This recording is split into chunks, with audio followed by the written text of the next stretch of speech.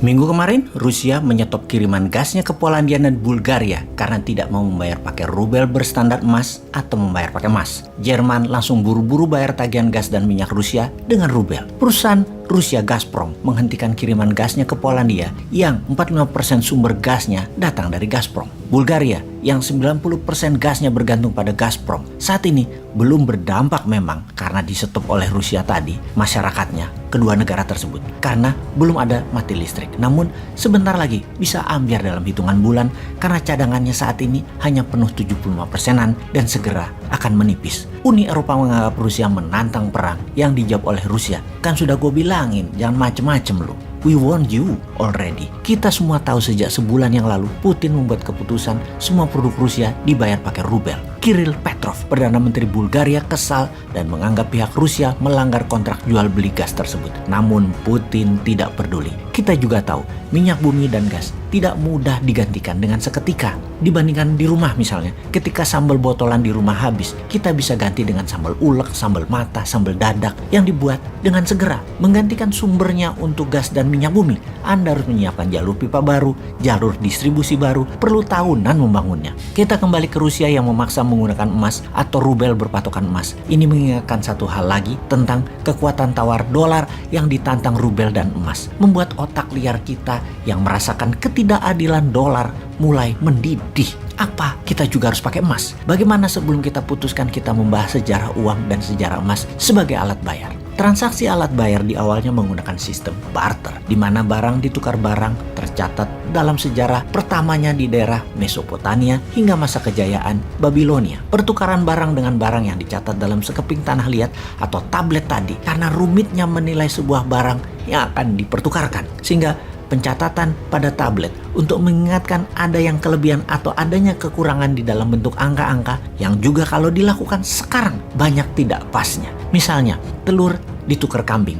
1000 telur misalnya, nilai 1 kambing. Sementara yang punya telur hanya perlu sebagian daging kambing. Pada saat itu kerumitan ribuan tahun transaksi terpecahkan dengan disederhanakan catatan bayar di tablet tadi digantikan dengan benda netral bernilai tinggi, yaitu dengan menggunakan kesepakatan bayar menggunakan emas. Awalnya itu di zaman Yunani, sekitar 700 tahun sebelum Masehi, alias dunia selama 2000 tahunan sebelum koin emas dipakai sebagai alat tukar kepercayaan transaksi, masih menggunakan barter yang dicatat di tablet. Dengan adanya koin emas berbagai ukuran, maka kehadiran pencatatan dalam tablet menjadi tidak diperlukan lagi. Setelah jual beli bayar pakai koin emas, putus sudah hubungan dagangnya. Koin emas juga disebut fungible karena bisa menjadi alat tukar barang apapun karena kesamaan nilai. Fast forward ke abad 14 di mana kertas dipergunakan sebagai alat bayar yang lebih ringan dan lebih rinci nilainya. Sebentar kita break dulu di sini. Kita bahas uang kertas yang ringan dan rinci ini ternyata mempercepat jalannya pertukaran barang dan mempercepat pertumbuhan ekonomi di sebuah wilayah. Bandingkan selama 2000 tahunan transaksi menggunakan barter dan tablet, ekonomi dunia belum bisa merata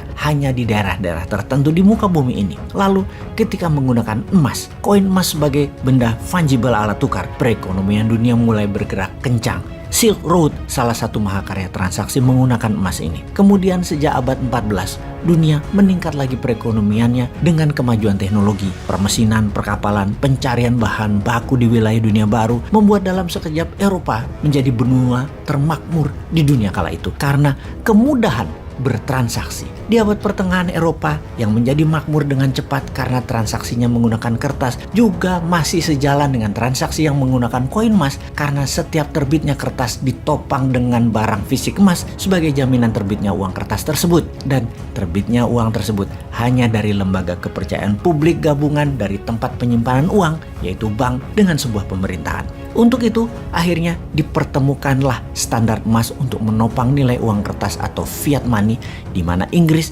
di tahun 1821 adalah negara pertama yang menggunakannya, dan sejak saat itu pound sterling menjadi mata uang dunia. Karena mayoritas transaksi perdagangan di seluruh dunia pada saat itu terbanyak adalah bermuara di kerajaan Inggris yang koloninya ada di seputaran bumi.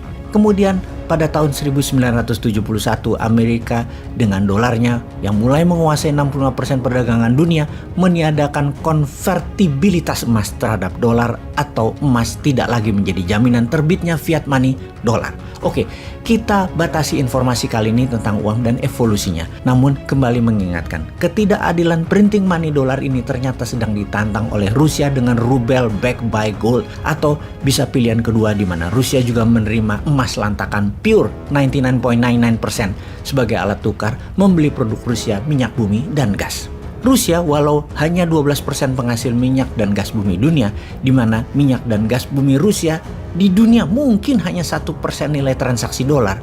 Namun kalau ditantang terus-menerus, maka nantinya semakin beragam lagi yang menantang karena banyak negara terinspirasi, termasuk new mind-nya Indonesia. Maka dolar bisa kehilangan kepercayaan sebagai cadangan devisa negara dan sebagai alat bayar dunia. Jadi ngerti kenapa Indonesia walau jauh di belahan dunia lainnya dari wilayah perang harus bersiap-siap atas apa yang akan terjadi kemudian. Wahai Indonesia, main cantik lah.